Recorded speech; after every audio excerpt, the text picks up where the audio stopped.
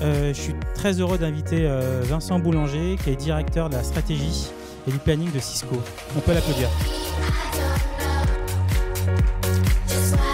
On ne pouvait effectivement pas clôturer cette journée sans parler d'IoT. Je t'en prie, assis-toi.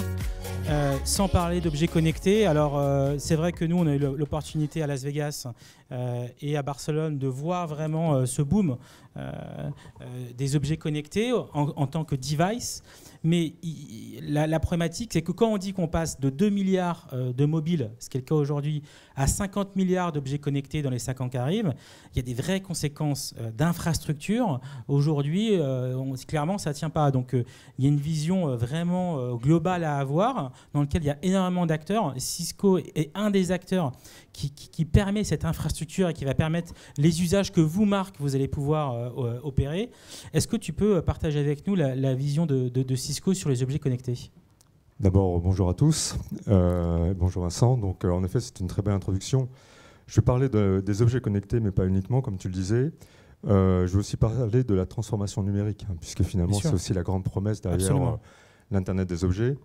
L'Internet des objets, la transformation numérique, c'est en marche.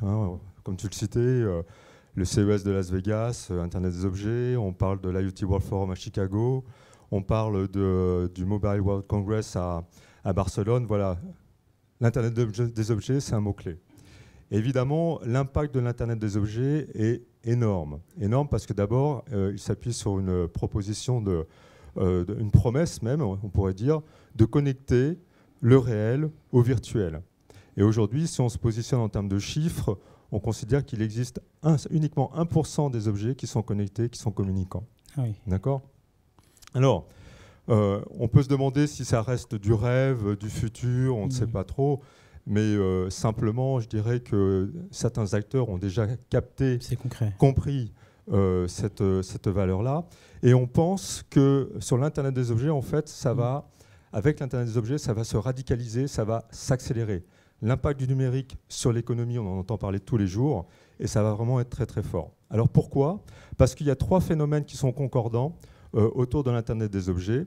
Le premier, c'est celui de l'automatisation. On considère aujourd'hui que sur l'ensemble des process manuels dans le monde, 50% d'entre eux peuvent être automatisés. C'est une promesse que l'Internet des objets va pouvoir relever. Suivi de ça, on va retrouver des phénomènes de dématérialisation et de virtualisation. Aujourd'hui, on va pouvoir avoir accès à énormément d'informations où que vous soyez, n'importe quand. Donc on va sortir du contexte même de l'entreprise ou de l'usager pour pouvoir partager et analyser ces données. Et finalement, le troisième facteur accélérateur autour de l'Internet des objets, c'est celui de l'intermédiation, de la désintermédiation, c'est-à-dire qu'on va retrouver des nouvelles chaînes de valeur. Alors, qu'est-ce que ça veut dire en termes simplement d'objets ? La promesse aujourd'hui, 2020, c'est un chiffre qu'on aime bien, je crois ici en plus. Absolument. 50 milliards d'objets connectés. Aujourd'hui, encore une fois, comme je vous l'ai dit tout à l'heure, c'est 1% d'objets qui sont connectés. Et là, il y a un phénomène assez intéressant, puisque là, on se situe à 5 ans d'ici. Ouais, c'est pas si éloigné. C'est pas si éloigné que ça, mais surtout, ça va encore accélérer. Pourquoi ? Parce que l'Internet des objets aujourd'hui, dans l'inconscient un petit peu collectif, ça reste très end-consumer orienté. On a son badge, on a les petites applications qui sont très sympathiques. Mais finalement, en fait, l'adoption dans l'ensemble des industries, des différents marchés professionnels, va se produire d'ici 2018. 3 ans, ok. Et l'utilisation d'objets connectés dans quelle que soit l'industrie qui sera concernée va venir multiplier et accélérer ce facteur-là. Donc vous voyez le chiffre d'adoption, on considère qu'on aura un facteur d'accélération x5 par rapport à ce qu'a été l'adoption de l'électricité, etc., etc. Juste pour appuyer cet exemple-là, vous voyez, ce sont une étude qui a été réalisée principalement aux États-Unis, mais on trouve à peu près les mêmes chiffres sur l'Europe et dans d'autres parties du monde. On considère que d'ici 10 ans, pour vous montrer l'impact que cela va avoir sur l'économie, d'ici 10 ans, 40% des sociétés qui font partie des Fortune 500 auront disparu ou auront perdu leur place parce qu'elles ont raté le virage du numérique et de l'utilisation de l'Internet des objets. Donc, l'action est énorme, le point d'usage et d'utilisation, voilà, c'est extrêmement rapide. Okay. Et là, on voit impact IoT à la fois B2B et B2C, quoi. Absolument, on est vraiment sur un ensemble B2C aujourd'hui. Ouais. Et le fait est, c'est qu'on prévoit aussi que tout ce qui est capteur-objet, les prix vont être divisés pratiquement par 10 d'ici les prochaines années. Donc l'adoption va être d'autant plus massive dans les branches professionnelles. D'accord. Donc du coup, il y a clairement, il y a une promesse qui est celle que tu présentes, mais il y a quand même un vrai challenge justement pour ces entreprises, pour se transformer et essayer d'être, c'est le titre du Hub Forum cette année, dans ceux qui disruptent plutôt que dans ceux qui sont disruptés, quoi. C'est quand même mieux. Hein. Ouais, si on peut, ouais. Absolument. Donc pour partager un petit peu avec vous notre vision, finalement, nous on considère que l'objet par lui-même, c'est simplement l'extrémité d'une chaîne de valeur. Très bien.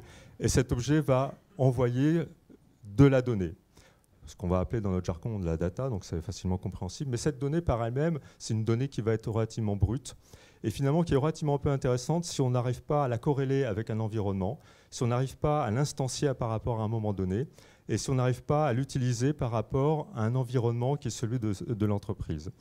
Quand on pose la question en termes de challenge aux entreprises aujourd'hui que peut représenter l'IoT, ben finalement, vous le voyez sur ce graphe-là, ce n'est pas l'objet par lui-même. Ce n'est pas l'objet. Le plus gros challenge, c'est qu'est-ce que je vais faire de ma donnée ? Et je vais revenir dessus sur ce que ça veut dire. Et le deuxième challenge, c'est celui qui est lié aux évolutions des organisations dans les entreprises. Puisque la promesse aussi derrière l'Internet des objets, c'est que l'on va transformer les façons de communiquer, de partager l'information, on va casser beaucoup de silos, et finalement, les organisations humaines vont être touchées. Dans le sens positif du terme, c'est-à-dire qu'il va falloir travailler différemment et souvent, malgré tout, ça représente un frein. Okay ? Donc pour revenir sur la data, qu'est-ce que ça veut dire ? C'est que derrière l'objet connecté, vous avez peut-être entendu parler de data analytique, de big data, et ça c'est fondamental pour pouvoir adresser le vrai challenge de l'Internet des objets. Juste, voilà. Donc, ce que nous appelons juste un petit point marketing peut-être, excusez-moi. C'est vrai que c'est on parle assez peu. Il y a Internet of Me, voilà, et vous, c'est Internet of Everything. Parce que finalement, voilà, il y a l'objet qui est au bout, mais mais qui est perçu que comme un capteur, en fait. Voilà. C'est un capteur. C'est un capteur. Et ce qui compte, c'est vraiment la data générée et son usage. Exactement. Très bien. Alors, j'avais une question pour notre auditoire. Vas-y. Je me suis dit, je vais peut-être faire un bid. Je me demandais si vous connaissiez. Alors moi, c'est ma génération, donc ça me J'ai parle passé assez bien. certaines nuits. J'ai une main, 2 mains, c'est pas terrible. 3, merci, aidez-moi. Parce que là. Ah, c'est pas mal, d'accord. T'es chez les geeks, hein. Ouais, mais enfin, quand même, je me méfie parce qu'une fois, j'ai présenté devant des étudiants et je me suis fait un peu. Mais ils chargé. étaient pas nés. Bah ouais, justement. C'est pour ça que j'ai fait un autre slide. Ah, ok. C'est pour ceux qui sont plus jeunes. Okay. Et je vais vous expliquer Atari. Voilà, donc ça, c'est Angry Birds. Ça, il connaît. Ouais. Alors, c'est quoi le lien avec. Parce qu'on parlait des challenges, d'accord ? Donc, on revient sur les challenges. Dans ces deux exemples-là, on montre que l'application, donc le jeu, Space Invaders ou Angry Birds, a été capable de déclencher des investissements sur la mise en place des infrastructures de communication qui vont permettre de mettre en place cette chaîne de valeur liée à l'Internet des objets. Pourquoi je vous partage ça ? Parce que finalement, on s'aperçoit aujourd'hui encore qu'il existe un frein majeur autour de l'investissement autour de l'Internet des objets et de la transformation des business models des entreprises, c'est celui de l'investissement et du retour sur l'investissement. Okay ? Pourquoi ces applications sont importantes ? Parce que ces applications ont été vues comme les triggers, les killer apps qui ont déclenché finalement des décisions d'achat ou d'investissement. Quand on regarde Atari, ils ont gagné le coup avec le Space Invaders, mais en fait, ils ont vendu énormément de consoles parce qu'après, les gens voulaient d'autres jeux. Bien sûr. Et donc, ça a déclenché des ventes. Pareil pour Angry Birds, ça a eu un impact énormément sur les ventes d'iPod ou d'iPad pour les plus jeunes. Donc, dans toute transformation liée à l'Internet des objets, beaucoup de gens se focalisent sur l'objet par lui-même. Le seul point que je veux partager avec vous, c'est que regardez ce que cela veut dire en termes de killer apps, soit pour les utilisateurs finaux, soit pour les organisations que vous allez adresser. Alors, j'ai pris quelques exemples qui sont justement les concrétisations de cette challenge. Les villes connectées, on entend parler tous les jours. Okay. Et là, il y a vraiment de beaucoup de challenges parce que finalement, l'économie liée à cet investissement est difficile puisque vous savez qu'il y a assez peu d'argent disponible pour mettre des nouveaux services auprès des citoyens, optimiser les services des villes qui sont actuellement en place. Et donc finalement, on s'aperçoit que l'investissement sur une première infrastructure va générer la mise en place de nouvelles applications. Et en fait, c'est un phénomène relativement vertueux. C'est-à-dire qu'une fois qu'on a passé ce premier step, eh bien, on arrive à développer de plus en plus de nouveaux services. Et ça, c'est intéressant parce que souvent, le premier calcul ou la première analyse est faite en mode silo. Et finalement, on est un petit peu dans le challenge de l'IoT, puisque l'IoT, finalement, ou l'Internet des objets, c'est cette promesse d'avoir une vision beaucoup plus transverse. Donc il faut élargir le scope d'analyse pour vraiment se rendre compte du retour sur investissement et de cette promesse. J'ai pris un autre exemple, c'est celui de la médication. Donc ça vient des États-Unis. Aujourd'hui, sur les maladies chroniques, on s'aperçoit que beaucoup de gens ne prennent pas le traitement correctement. Il y a une étude qui a été faite qui représente une économie de 290 milliards de dollars juste sur les États-Unis si les gens prenaient mieux leur traitement. Et donc cette promesse, donc sur un objet relativement simple, hein, c'est une sorte de pilulier, mais qui va avertir finalement la personne de prendre son médicament au bon moment. Mais ça a encore plus que ça. Comme je vous disais tout à l'heure, soit on s'arrête là, voilà, j'ai un petit objet qui est intelligent et qui va apporter un service.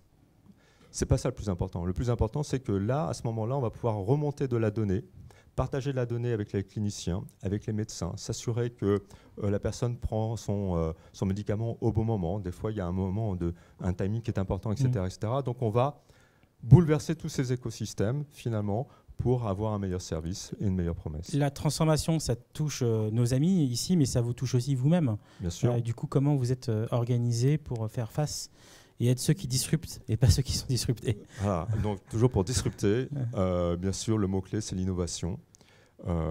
Cisco, c'est une très grosse maison, hein, 50 milliards de dollars, à peu près 70 000 employés. L'innovation, ça va aussi avec la vitesse, la prise de marché. Okay. Le point que je veux faire ici, je ne vais pas tout couvrir bien sûr, mais c'est l'innovation croisée, ouverte, avec des startups qui ont souvent des très très bonnes idées, qui n'ont pas forcément les moyens industriels qui vont en face pour développer complètement leurs idées. Et donc nous avons mis en place des moyens de ce que nous appelons les Innovation Centers, qui sont des professionnels de Cisco qui travaillent avec des startups, donc c'est un peu un incubateur, mais finalement qui nous permettent aussi de capter, donc c'est un win-win bien sûr, mais qui nous permet de capter de l'innovation. Et pour les solutions les plus innovantes, finalement, c'est de pouvoir les intégrer dans nos solutions. On va conclure sur 2-3 quick wins que tu voulais partager avec notre audience aujourd'hui. Alors, ce n'est pas tout à fait des quick wins, mais c'est simplement un rappel des choses qu'il faut retenir derrière l'Internet des objets par lui-même. Vraiment, c'est travailler la partie applicative. Quel est le service, quelle est cette promesse que vous utilisez, et pas uniquement vous focaliser sur l'objet, ce qui est souvent une erreur. Réfléchir par rapport à la donnée ou les données qui vont être générées. Il y a beaucoup de questions derrière, bien sûr, mais on n'est pas là pour les adresser aujourd'hui.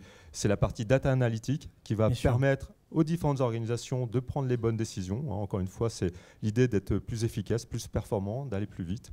Et un dernier point que j'ai voulu rajouter, j'en ai pas du tout parlé, mais c'est aussi celui de la sécurité. On parle de l'IoT, c'est basé sur l'Internet Protocol, et que toutes ces solutions-là ne pourront pas apporter leurs promesses s'il n'y a pas des notions de sécurité avancées. Parfait, merci beaucoup Vincent, merci d'être venu ce matin. Un challenge en 12 minutes. Voilà.